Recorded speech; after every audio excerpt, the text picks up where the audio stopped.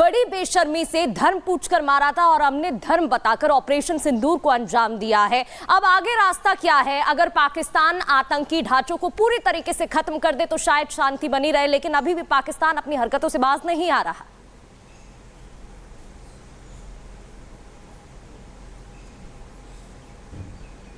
या तो पाकिस्तान को अपने जनरल को हटा देना चाहिए, जो मुनीर है उसकी जगह दूसरा जनरल बैठा देना चाहिए। पाकिस्तान की जो कायर कमज़ोर बुज़दिल जो सरकार है उसका भी तख्ता पलट कर देना चाहिए। ये रास्ता है।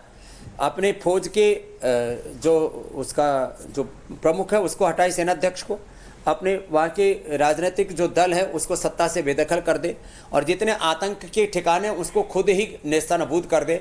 नहीं तो ये काम भारत को करना पड़ेगा और भारत को एक विश्व शांति का, मोदी जी को अब अगला नोबेल पुरस्कार विश्व शांति का मोदी जी को ही मिलना चाहिए।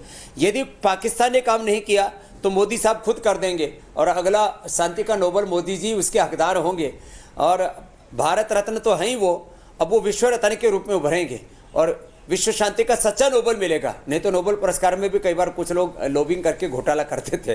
तो ये सब सोच करके भी कितना अच्छा लग रहा है कि आज हम उस भारत में हैं जो समर्थ भारत है, जो पराक्रमी भारत है, जो विश्व विजेता भारत है। बिल्कुल आपने सही कहा, लेकिन एक सवाल है जो मुझे लगता है कि आपकी भूमिका काफ़ी यहाँ पर अहम हो जाती है, क्योंकि पाकिस्तान में बदलाव की बात आप कर रहे हैं, तो क्या लाहौर और कराची में भी आपके आश्रम खुलने वाले हैं?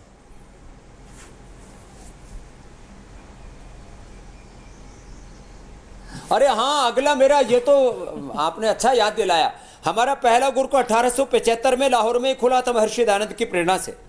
अब अगला गुरुकुल और अगला पतंजलि योगपीठ और अगला शिविर और अगला शो हमारा कराची और लाहौर में ही करने का इरादा है। तो हम सैकड़ों हजारों करोड़ रुपए लगा करके, और पहले हमारे लूट लिए सारे गुरुकुल, हमारे आर्य समाज, हमारे सनातन धर्म के सारे संस्थान, वो उन्होंने वहाँ पर लूट लिए थे ना। अब दोबारा से हम वहाँ पर ये एस्टेब्लिश करेंगे और अपन सब वहीं चल करके सारे जितने भी एंकर हो ना, आज आपके सबके चेहरों पर जो मुस्कान है, एक अंदर आत्मसंतोष है, आत्म स्वाभिमान है, ये सारे चेहरे अब वहीं दिखेंगे, क्योंकि भारत का नेतृत्व और भारत का चरित्र इतना उन्नत हो चुका है कि अगले झंडे वहीं पर गाड़ेंगे और हिंदू मुसलमान सब मिलकर के एक नया इतिहास बनाएंगे।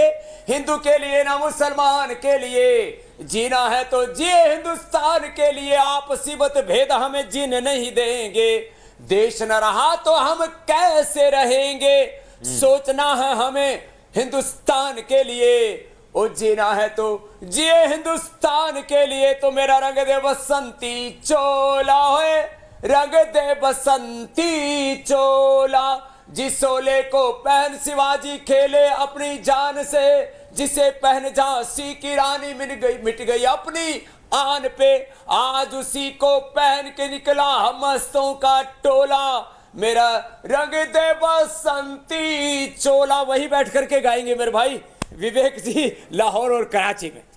अब वहां की संसद पर भी तिरंगा लहराएगा। बिल्कुल बाबा जी, एक चीज और मैं पूछना चाह रहा था, क्योंकि भारतीय नौसेना की भूमिका यहां बहुत बड़ी रही और भारतीय नौसेना का ध्येय वाक्य है, आदर्श वाक्य है, नभः स्पृशम दीप्तम, और वो बताते हैं कि हमारी ताकत कैसी है, वो दैदीप्यमान रहते हैं और यही आज भारतीय नौसेना ने बताया है।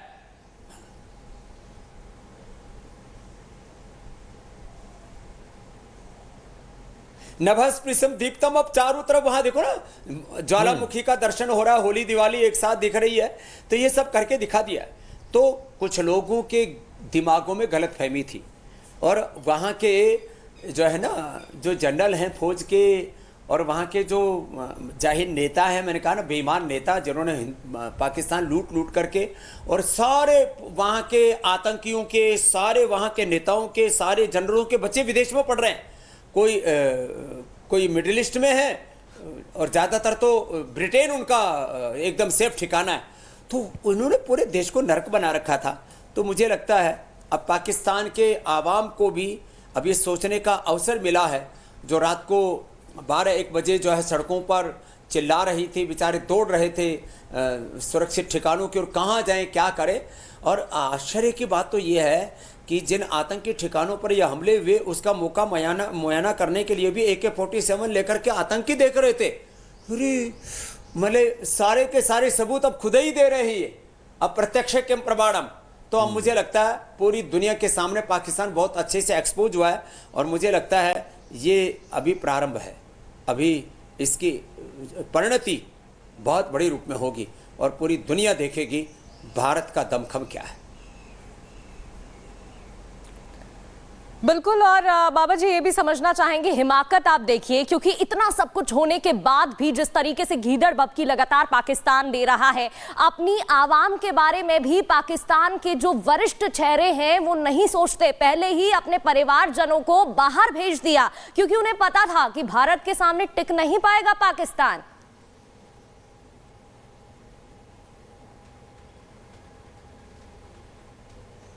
हाँ, ये सब उनका चरित्र सारे वहाँ के आवाम देख रही है, और मुझे लगता है इनको घसीट घसीट करके लोग इनको दौड़ा करके मारेंगे।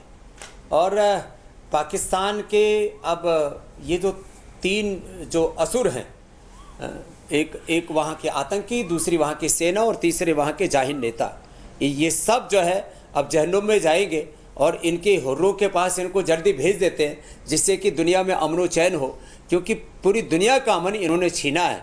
और क्योंकि जब कोई एक राष्ट्र के रूप में आतंकवाद को प्रायोजित करता है ना, आतंकी घटनाएं पूरी दुनिया में छुटपुट होती हैं। अपराधी सदा से थे, त्रेता में, द्वापर में, कलयुग में, सब जगह अलग अलग कालखंडों में हमने देखे।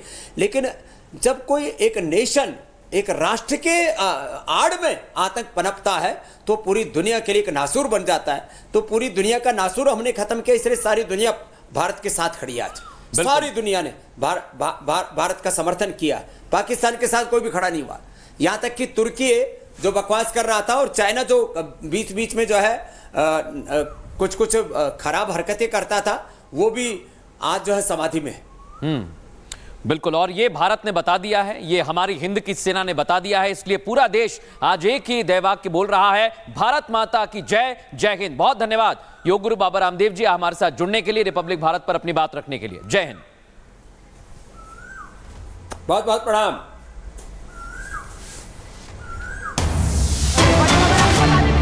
जयशंकर ने कतर के पीएम से बात की है। कतर के पीएम को ऑपरेशन सिंदूर की जानकारी दी गई है। सीमा पर आतंकवाद को रोकने के लिए कार्रवाई की है, ये कहना है विदेश मंत्री का। पाक के आतंकी अड्डों पर नपी तुली कार्रवाई की गई। विदेश मंत्री एस जयशंकर ने साफ कहा है कि पाकिस्तान के आतंकी अड्डों पर नपी तुली कार्रवाई की गई। नपी तुली मतलब सिर्फ उन्हीं जगहों को टारगेट किया गया है। तो सुबह से आपको बता रहे हैं हम, जहां पर आतंकी ठिकाने हैं, जहां पर आतंकी कैंप है, इसीलिए नपी तुली कार्रवाई इसे कहा गया है। साथ ही कतर के पीएम को इसकी जानकारी भी दी गई है कि यह बहुत जरूरी था पाकिस्तान को सबक सिखाना। दुनिया के कई देशों से आवाज उठ रही थी कि पाकिस्तान को जवाब देने का वक्त आ गया है, सबक सिखाना है। और आपको अलग अलग जगह से क्या एक्शन हुआ है आपको जानकारी दे देते हैं। सबसे पहले पाकिस्तान में जैश का अड्डा ध्वस्त किया गया, और उधर अजहर का परिवार पूरा खत्म हो गया है, वो रो रहा है। और तबाही का फिर भारतीय सेना ने वीडियो जारी किया, और उसमें आतंकी अड्डे नेस्ते नाबूद होते दिखाई दे रहे हैं।